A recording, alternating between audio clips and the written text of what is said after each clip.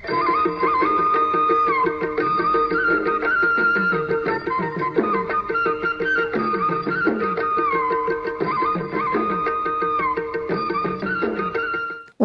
అవసరం. కృష్ణపట్నం అనే ఊరిలో సోమనాథం అనే వర్తకుడు ఉండేవాడు. సోమనాథం న్యాయంగా ధర్మంగా వ్యాపారం చేసి కొన్ని లక్షలు గడించాడు. కృష్ణపట్నంలో సోమనాథం గురించి తెలియని వారు లేరు. అతనికి 16 ఏళ్ల వయసు గల కొడుకున్నాడు. అతని పేరు జగదీష్. ఒక్కగానొక్క కొడుకు కావడం వలన సోమనాథం వాడిని అతి గారాబంగా పెంచాడు.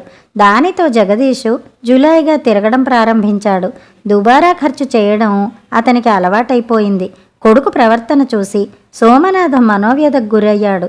జగదీష్ రోజు ఏదో ఒక సాకు చెప్పి తండ్రిని అడిగి డబ్బు పట్టుకెళ్లేవాడు. ఒకరోజు జగదీషు సోమనాథం వద్దకు వెళ్ళి, నాన్న, నేను వ్యాపారం చేయాలనుకుంటున్నాను, 5,000 కావాలి అన్నాడు. అందుకు సోమనాథం, ఏం వ్యాపారం నాయనా అని అన్నాడు.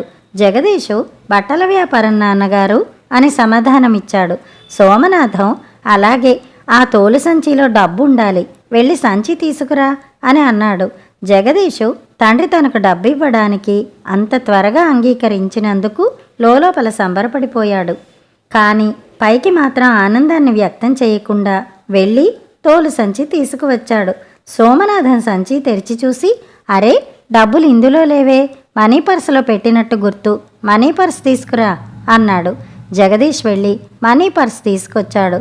మనీ పర్సులో కూడా చూసి, డబ్బులు ఇందులో కూడా లేవు, దిండు కింద బీరువా తాళాలున్నాయి, బీరువాలో పెట్టినట్టు జ్ఞాపకం, వెళ్ళి తీసుకురా అన్నాడు. జగదీష్ విసుగుతో వెళ్ళి బీరువా తాళాలు తీసుకుని వచ్చాడు.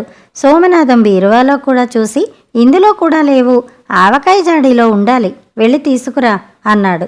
జగదీష్కు విపరీతమైన కోపం వచ్చింది.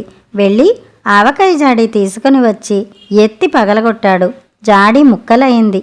అది చూసి సోమనాథం నవ్వుతూ, డబ్బు కోసం 2-3 చోట్ల వెతకమంటేనే విసుగెత్తి జాడీని పగలగొట్టావు, ఇక నువ్వు బట్టల వ్యాపారం ఏం చేయగలవు? బట్టలు కొనడానికి వచ్చిన వారికి ఎన్నో రకాల బట్టలు చూపించాలి. ఇలా విసుగెత్తిపోతే నువ్వు ఒక్క నెల కూడా వ్యాపారం చేయలేవు. అందువల్ల నువ్వు బట్టల వ్యాపారానికి అనర్హుడివి.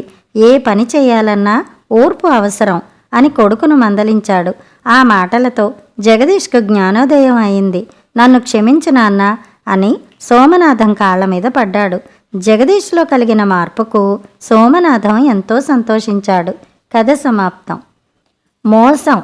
రామారావు స్టేట్ గవర్నమెంట్ ఆఫీసులో గుమస్తా.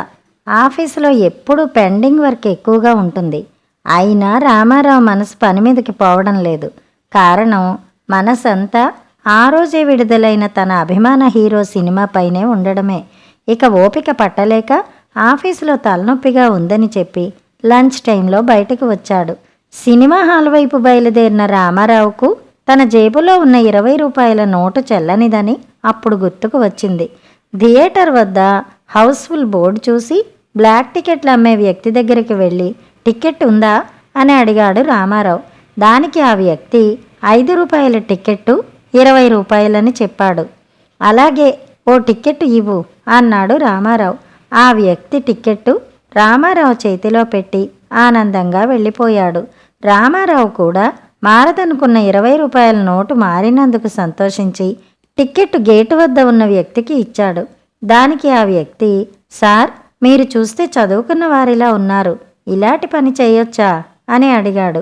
ఏమిటయ్యా అని అమాయకంగా అడిగాడు రామారావు. ఈ టికెట్ మార్నింగ్ షోది అని ఆ వ్యక్తి చెప్పడంతో రామారావు అలాగే నీరు కారిపోయాడు. కథ సమాప్తం. కథలు కంచికి, మనం ఇంటికి.